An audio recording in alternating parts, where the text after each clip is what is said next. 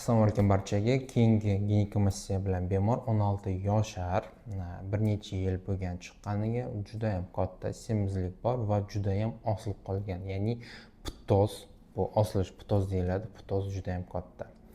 Bu operatsiyani faqatgina vazer yordamida o'tkazish mumkin edi, chunki juda ham katta va asosan bu ginekomastiyada yog' qatlami ko'proq.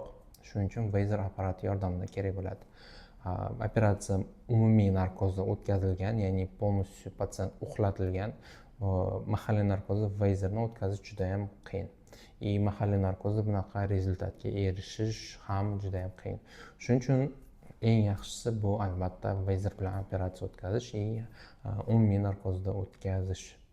Bu rasmda shu bemorni ko'rib turishingiz mumkin. Aytganimdagi pastga qaray osilish juda ham katta, chunki vazn bor, ortiqcha vazn bor va u ichida bez bor va ob'em juda ham katta bo'lgani uchun osilish juda ham og'ir darajada. Bu holatimiz operatsiyadan keyin ko'rishingiz mumkin. Bu yerda notekisliklar bor, lekin bu vaqti bilan ketadi. Bu birinchi kun uchun juda ham yaxshi rezultat. E'tiboringiz uchun rahmat.